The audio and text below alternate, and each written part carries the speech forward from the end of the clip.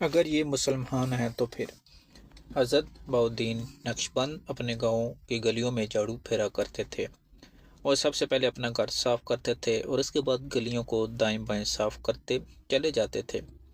مریدوں کو یہ اچھا نہیں لگتا تھا، وہ حضرت کو روکتے تھے، لیکن آپ کا کہنا تھا کہ من کی صفائی تن سے شروع ہوتی ہے۔ آپ جس دن اپنا جسم اور ماحول صاف کر لیں، اس دن آپ کا من بھی اجلا ہو جاتا ہے۔ مرید عرض کرتے ہیں کہ حضور آپ یہ کام ہمیں سونپ دیں، ہم پورا ہندوانہ گاؤں کو اپنی زبان سے چمکا دیں گے۔ آپ کا جواب ہوتا کہ ہر شخص کا تن اور من اس کا اپنا ہوتا ہے، ہر شخص اپنے اعمال کا خود ذمہ دار ہوتا ہے۔ تم اپنے تن اور من کی فکر کرو اور مجھے اپنے ہاتھ پہ چھوڑ دو۔ مریدین کو ان کی یہ ادا اچھی لگتی تھی، چنانچہ وہ بھی صبح اٹھ کر سب سے پہلے اپنے گھر پھر گلیاں صاف کرتے تھے۔ حضرت نقشبندی کے دور میں ان کے شاگردوں کی آبادیاں حیران کن حد تک صاف ہوتی تھی۔ مجھے یہ واقعہ بچپن میں میرے ایک استاد نے سنایا۔ مجھے اچھی طرح یاد ہے، میں نے ان سے اس کی وجہ پوچھی تھی تو انہوں نے جواب دیا تھا، ترقی خواہ معاشی ہو، جسمانی ہو یا روحانی، اس کا آغاز ہمیشہ صفائی سے ہوتا ہے۔ ہم عام زندگی میں بھی صاف ستھرے لوگ پسند کرتے ہیں۔ ہم نے اگر کوئی ملازم رکھنا ہو تو ہم ہمیشہ یہ دیکھتے ہیں کیا یہ صاف ستھرا ہے۔ صاف ستھرا لوگوں کو ملازمت بھی جلد مل جاتی ہے۔ آپ یہ دیکھ لو کہ جن لوگوں کی دکانیں، ورکشاپ اور فیکٹریاں صاف ہوتی ہیں، وہ لوگ دوسروں کے مقابلے میں زیادہ اور جلد کامیاب ہو جاتے ہیں۔ دنیا میں صفحے اول کے تمام ملکوں میں صفائی کامن ہوتی ہے، جبکہ تیسری دنیا کے زیادہ تر ملک اور لوگ گندے ہوتے ہیں۔ چنانچہ اگر آپ نے انفرادی یا اجتماعی طور پر ترقی کرنی ہے تو آپ کا صاف ستھرا ہونا ضروری ہے۔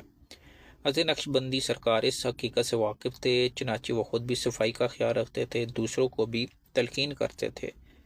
نقشبندی آج بھی نسبتاً دوسروں سے زیادہ صاف ہوتے ہیں۔ حضرت کے بارے میں مشہور تھا کہ آپ کے وصال کے بعد بھی آپ کے صحن سے تازہ جھاڑو پھیرنے کی خوشبو آتی تھی، یوں محسوس ہوتا تھا کہ کسی نے ابھی ابھی جھاڑو پھیرا ہو۔ میں اس ویکنڈ پر چھٹی مرتبہ بخارا میں حضرت نقشبند کے مزار پر حاضر ہوا۔ ہم 44 لوگ تھے، ہمارے ساتھ اس مرتبہ شمالی وزیرستان کے ایک MNA بھی تھے۔ یہ دیندار ہیں، مدرسہ چلاتے ہیں، صحیح بخاری کے عالم ہیں۔ انہوں نے مزار پر کھڑے ہو کر طویل دعا کرائی۔ ان کی دعا میں بہت اثر تھا، لیکن مزار شریف کی صفائی نے کہیں زیادہ متاثر کیا۔ مزار کے دائیں بائیں مسالی جو ہے صفائی تھی، یہاں کبھی گاؤں آباد ہوتا، لیکن حکومت نے سارا گاؤں خرید کر نقشبندی کمپلیکس بنا دیا۔ اب وہاں مسجدیں، حجرے، میوزیم، ہینڈی کرافٹ کی دکانیں ہیں۔ ہم پورے کمپلیکس میں پھرتے رہے، لیکن ابھی کسی جگہ کوئی بوتل، ریپر، ٹشو دکھائی نہیں دیا۔ یہ صفائی صرف نقشبند کمپلیکس تک محدود نہیں تھی، بلکہ ہمیں تاشقند، سمرقند، بخارا تینوں شہروں میں کسی جگہ کچرا دکھائی نہیں دیا۔ ہم نے 3 مرتبہ ٹرین میں سفر کیا، یہ سفر 1000 کلومیٹر سے زیادہ تھا۔ ہم تاشقند سے سمرقند گئے، وہاں سے بخارا کی ٹرین لی۔ میرا گروپ ہیویا چلا گیا، جب کہ میں سمرقند سے ہوتا ہوا تاشقند اور وہاں سے پاکستان واپس آ گیا۔ آپ یقین کریں ہمیں کسی جگہ کچرا، گندگی نظر نہیں آئی۔ ٹرین کی پٹری کے ساتھ کسی قسم کی توجہات نہیں تھی۔ پٹری کی دونوں سائڈ 50-50 میٹر تک مکمل صاف اور کلیئر تھی۔ آبادی اس کے بعد شروع ہوتی تھی، اور یہ بھی سلیقے کے ساتھ، گویا کوئی گھر یا عمارت بری یا گندی نہیں تھی۔ جانوروں کے باڑوں میں بھی سلیقہ اور صفائی نظر آتی تھی۔ کھیت اور باغ بھی ترتیب کے ساتھ تھے، فصلوں کی لائنیں تک سیدھی تھی۔ مجھے بائی روڈ بھی سفر کا موقع ملا۔ آپ یقین کریں کسی سڑک پر کوئی تیزابات نہیں تھی، دکانیں اندر تک محدود تھی، کسی سڑک پر کوئی ریڑھی اور نہ ہی کوئی کرسی، میز، فٹ پاتھ اور سروس روڈ مکمل کلیئر اور صاف تھے۔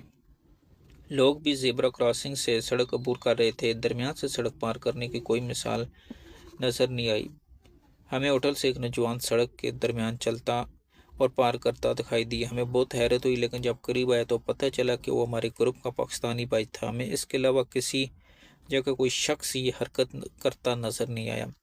زیبرا کراسنگ میں دونوں سائڈ پر 20-20 فٹ کے فاصلے پر لائنیں تھیں۔ گاڑیاں لائٹ پر لائن رک جاتی تھی، پیدل لوگ گزرتے ہیں، اور اس کے بعد جو نا لائٹ ریڈ ہوتی ہے تو گاڑیاں چلتی ہیں۔ ہمیں پورے ملک میں بیکاری نہیں ملے۔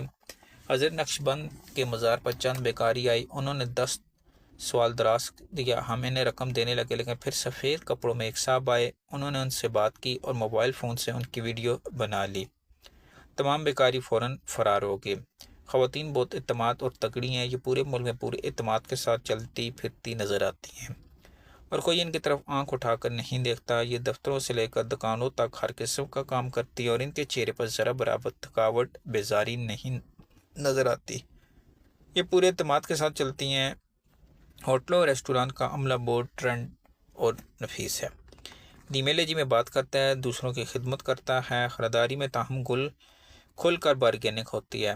نرخ فکس نہیں، دکاندار 10 لاکھ سم مانگے گا اور 2.25 لاکھ میں ہو جائے گا۔ کرنسی بہت کمزور ہے، $1 کے 12,500 سم ملتے ہیں۔ $100 تبدیل کرائیں تو آپ کو 12.5 لاکھ سم مل جائیں گے۔ یوں آپ لاکھ پتی ہو جائیں گے۔ لیکن آپ اگر ایک مرتبہ واش روم جائیں گے تو چوکیدار آپ سے 3,000 سم وصول کر لے گا۔ پانی کی بوتل بھی 20,000 سے لے کر 30,000 سم میں آتی ہے۔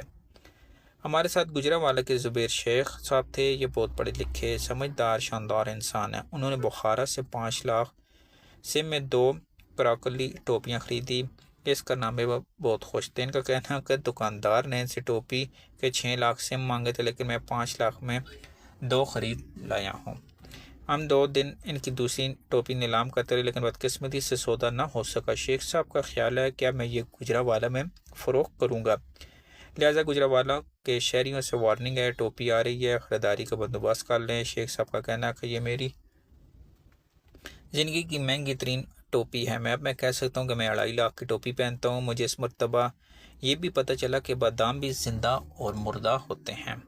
یہ تازہ باداموں کو زندہ اور پرانے داموں کو باداموں کو مردہ کہتے ہیں۔ ان کا خیال ہے کہ مردہ باداموں میں تیل کم ہو جاتا ہے، چنانچہ ان کی افادیت اور تاثیر کم ہو جاتی ہے، جبکہ تازہ بادام میں یہ دونوں خوبیاں وافق مقدار میں پائی جاتی ہیں۔ میں روزانہ بادام کھاتا ہوں۔ میں نے دنیا جہاں کے بادام ٹرائی کیے، لیکن آپ یقین کریں پاکستان کے باداموں کا کوئی مقابلہ نہیں۔ آپ کو اگر ایک مرتبہ ان کا ذائقہ لگ گیا تو پھر آپ ساری زندگی ان سے پیچھا نہیں چھڑا سکیں گے۔ پاکستان اسلامی بلکہ مذہبی ملک ہے۔ آپ کو پورے ملک میں صاف ستھری مسجدیں ملتی ہیں، ان میں نماز بھی ہوتی ہے، لوگ بھی مذہبی ہیں۔ آپ کو حجاب میں عورتیں بھی دکھائی دیں، لیکن اس کے باوجود کسی جگہ شدت نہیں، لوگ مذہبی گفتگو نہیں کرتے، کسی سے کسی کا عقیدہ نہیں پوچھتے۔ نماز صرف مسجد یا گھر پر پڑھی جا سکتی ہے، لیکن کسی عوامی مقام پر نماز کی اجازت نہیں۔ ہمارے گائیڈ نے بتایا کہ ہم اسلامی ملک نہیں بلکہ مسلمان ملک، چنانچہ یہاں دوسرے مذہب کے لوگ محفوظ ہیں۔ ہم کھلے دل کے ساتھ انہیں قبول کرتے ہیں۔ تمام مساجد حکومت کے کنٹرول میں ہیں۔ امام حکومت تعینات کرتی ہے اور یہ تعلیم بھی حکومتی مدارس میں حاصل کرتا ہے۔ امام صرف نماز پڑھا سکتا ہے، اسے کسی قسم کی تقریر کی اجازت نہیں۔ خطبہ بھی حکومت بھجواتی ہے اور امام اسے پڑھنے کا پابند ہوتا ہے۔ ملک میں تبلیغ کی اجازت نہیں۔ ان کا خیال ہے کہ ہم نے جتنا مسلمان بننا تھا ہم بن چکے ہیں، ہمیں مزید تبلیغ کی ضرورت نہیں۔ تاہم ریسٹوران میں ڈنر کے وقت موسیقی اور ناچ گانا چلتا ہے، جس گھر میں عورتیں بھی شریک ہوتی ہیں۔ شراب عام دستیاب ہے، لیکن کوئی شخص سرعام شراب نہیں پیتا۔ لوگ صرف ریسٹوران میں شراب نوشی کرتے ہیں یا ہوٹل یا گھر میں۔ ہم نے پورے ملک میں کسی شخص کو لگڑتے جگڑتے نہیں دیتا، بلکہ رکیے، ہم نے کسی شخص کو اونچی آواز میں کسی سے مخاطب ہوتے بھی نہیں دیکھا، کیونکہ میرے پاس اس کا جواب نہیں۔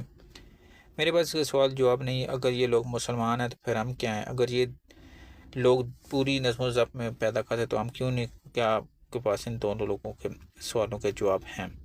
تو ناظرین، آپ یوٹیوب چینل پہ وقاص لائبریری پہ آپ کو خوش آمدید کہتے ہیں۔